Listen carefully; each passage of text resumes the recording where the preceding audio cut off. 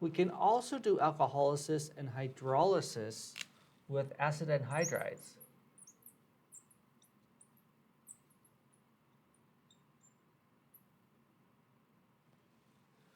So if we take a generic acid anhydride, just a very simple one, right there. And let's just treat it, let's just look at alcohols like this. And if we replace the R group with the hydrogen, then we would be looking at water. So if we treat with an alcohol, our products would then be a ester. So this OR right here is coming from that guy right there. And so, well, let's write out the full reaction here. And then we would have a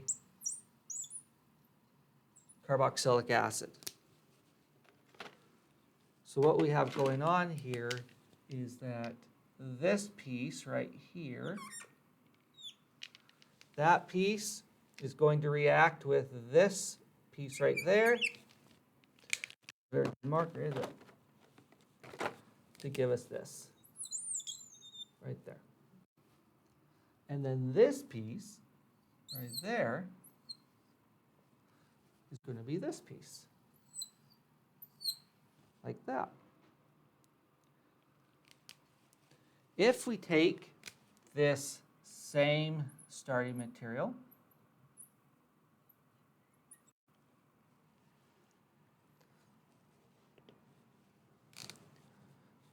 take the same molecule as above, the acetic anhydride, and treat it with water.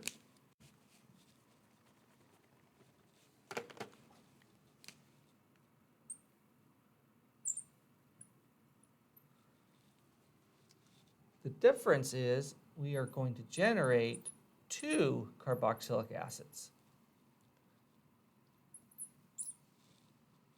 Like that. So you can see the difference there. When you use an alcohol, you're going to get 1 ester, 1 carboxylic acid. But if you use water, you're going to generate 2 carboxylic acids. But the mechanism for how these transformations occur are the same if you're using an alcohol or water. So I'm just going to show you one mechanism that will encompass both of these reactions. So let's go to our example here. Acetic anhydride. And I'm going to treat that with the ROH right here. So mechanistically, what's going to happen is we are going to have a nucleophilic addition step. Boom, goes there. Could it have went to that carbonyl? Yes, it could have. So you have options that when you don't have a symmetrical anhydride, you're going to look at both options. You'll look at the alcohol attacking here or there. But since we have a symmetrical anhydride here, it doesn't matter which carbonyl I select for. Now that's going to then look like this.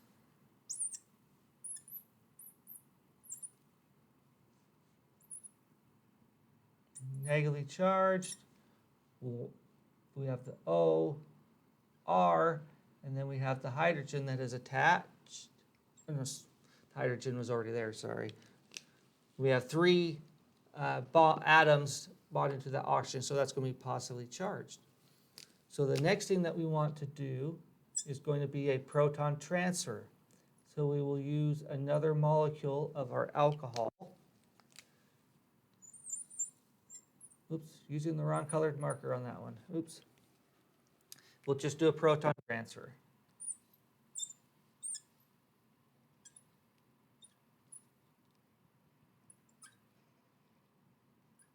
OR. Now there's our tetrahedral intermediate. And now we're going to do a nucleophile elimination. Those electrons can come down and now kick off the leaving group. This whole piece right here is our leaving group. So that's going to generate our ester. So that ester part is coming from right here. And we're going to have this part, which is going to look like this. It's going to be that carboxylate, like so. And then we just do another proton transfer.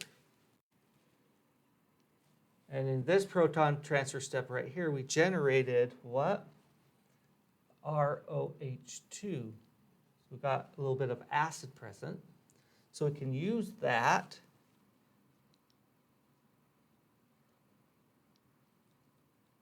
right there to do a proton transfer.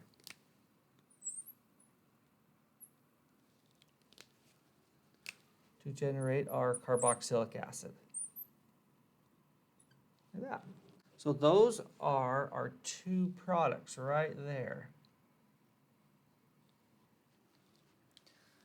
Now the mechanism is going to be just the same if you did this in water.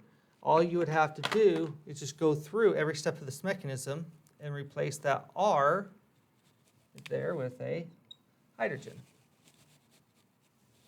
You just do that real quick. That would have to be hydrogen.